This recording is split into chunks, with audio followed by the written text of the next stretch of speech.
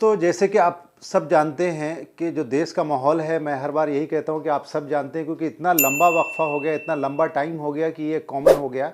लेकिन आज भी ये स्ट्रगल कर रहे हैं। और किसान भाई और किसान राकेश टिकैत ने तो अल्टीमेटम दिया है अक्टूबर तक का, कि अक्टूबर तक अगर इन्होंने, सरकार ने अगर इस बिल को वापस नहीं लिया तो वो अपना एक अलग स्टैंड लेंगे, और वो कुछ भी हो सकता है, और हो सकता है कि ये पॉलिटिकल रंग बन जाए।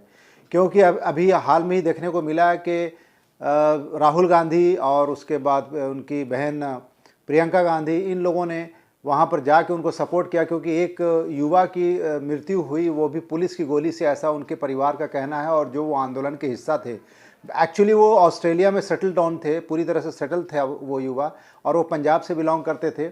लेकिन उन्होंने जब हिंदुस्तान के अंदर ये माहौल देखा, उनके गांव के लोग और अलग अलग क्षेत्रीय लोग और पूरे राज्य के लोग जो दिल्ली आए हुए थे, उनमें से वो भी एक बंदे ने हिम्मत करके यहाँ पे आके अपने परिवार का, अपने इलाके का, अपने स्टेट के लोगों को मोटिवेट करने के लिए वो इस आंदोलन को सपोर्ट करने के लिए वो आए थे। लेकिन इसी दरमियान दंगा हो गया, और दंगा होने के बाद वो जो 26 जनवरी का आप लोगों ने देखा होगा, सुना होगा, जो दंगा हुआ, और ये कौन दंगाई थे आज तक उस बंदे का कुछ पता नहीं है, ना वो आज तक अरेस्ट हुआ है। लेकिन ये ज़रूर है कि निर्दोष लोग अरेस्ट हुए हैं, और अच्छे खासे, मतलब 26 जनवरी से लेकर अब तक उनकी ना ज़मानत हो रही है, ना कुछ भी नहीं हो रहा है, और उनको तिहाड़ जेल का खाना पानी मिल रहा है। लेकिन दोस्तों, ये सवाल बहुत बड़ा है, क्योंकि वो बंदा एक 25 साल का लड़का था, यंग, हाल में शादी किया था, उसकी वाइफ ऑस्ट्रेलिया में है, और वो बंदा यहाँ पे आया था वैकेशन के लिए, और यहाँ पर सब मामला हो गया। लेकिन सबसे बड़ी बात है कि सरकार को इसकी परवाह नहीं है, चाहे वो पीएम हो, आज वो बंगाल में अपने चुनाव के ऊपर फोकस कर रहे हैं, और इतने बड़े बड़े हादसे हो रहे हैं। इन सब के बीच एक जो आज खबर आई है, दिल दहलाने देने वाली खबर आई है, वो दिल दहलाने वाली खबर ये है कि उत्तराखंड में एक बार फिर कुदरत का कहर आ गया।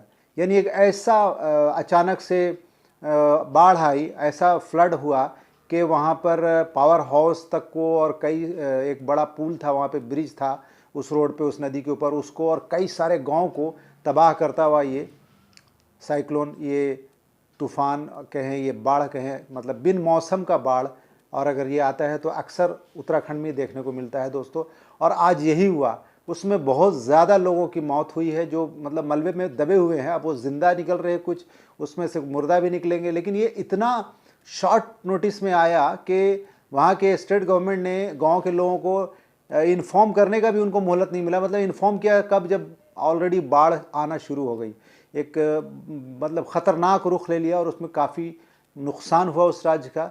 और मैं ऊपर वाले से दुआ करता हूँ कि ऐसी घटना दोबारा उत्तराखंड में नहीं हो, क्योंकि उत्तराखंड पहले ही बहुत लहूलुहान हो चुका है। आप सब जानते हैं कि कई बार हिंदुस्तान के सबसे बड़े बड़े अगर फ्लड आए हैं तो उत्तराखंड में आए हैं। तो दोस्तों, क्योंकि वो पहाड़ी है, और पर्यटक के बढ़ावा देने के चक्कर में लोग होटल और मतलब नेचर से खेल रहे हैं। यानी मुंबई में भी यही हाल है कि फ्लड आने का रीज़न यही हो रहा है, क्योंकि मैंग्रोव्स काटे जा रहे हैं, और उसमें बिल्डर उसको भरावट करके अपार्टमेंट खड़ा कर रहे हैं दोस्तों। तो इसकी वजह से यहाँ भी हाई टाइड और वाटर लॉगिंग की समस्या बहुत ज़्यादा हो गई है, जो कि पहले ऐसा नहीं होता था। पहले इसलिए नहीं होता था कि इतनी आबादी नहीं थी, इतनी बिल्डिंगें, इतने टावर्स नहीं थे। यहाँ तो हर जगह जगह समंदर को भर के और वहाँ पर टावर खड़ा कर रहे हैं। अब तो 32 फ्लोर्स 40 फ्लोर्स के टावर मुंबई जैसे शहर में हो चुके हैं। मतलब आप कह सकते हैं कि इंडिया का लिटरली नेक्स्ट दुबई बनता जा रहा है मुंबई।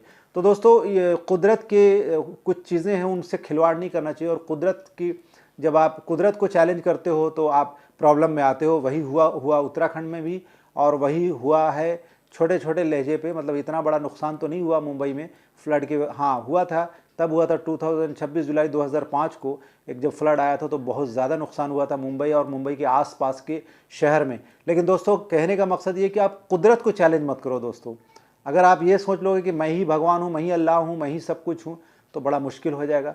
तो दोस्तों, बने रहिए हमारे साथ और देखिए इन सब न्यूज़ पे। आप अपनी अपडेट ज़रूर दिया करें, अपने कमेंट बॉक्स में आप अपनी राय ज़रूर रखा करें, ताकि हम अपने कंटेंट को और बेहतर से बेहतर और अलग अलग कंटेंट दिखाने की हम हमेशा कोशिश करते हैं। अलग अलग राज्य की खबर और अलग अलग देश की खबर भी दिखाने की आपके साथ कोशिश हमारी रहती है।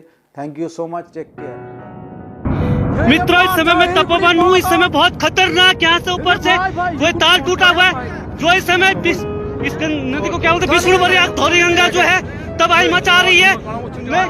नीचे जहाँ तक भी नजर पड़ रही है, चमोली, कर्णप्रयाग, श्रीनगर तक सभी दोस्तों से अनुरोध है, सभी मित्रों से अनुरोध है कि कृपया बच करे, क्योंकि यहाँ पर भयंकर जो है तपोवन से पूरा नदी भर गई है, पूरा कोई तार फटा है ऊपर से, जो भयंकर तरीके से इस समय स्थिति बहुत खराब हो रही है। कृपया ध्यान दें सभी लोग, इस समय जो यहाँ पे है पूरा भयंकर तरह से तबाही मच रही है। इसलिए ये देखिए, ये नदी जो है गौरी गंगा ने यहाँ पे बहुत भयंकर तबाही मचानी शुरू कर दी है। तो गौरी गंगा, ऋषि गंगा का जो डैम है इस समय, उससे ऊपर साथ में भयंकर चारों तरफ से बहुत भयंकर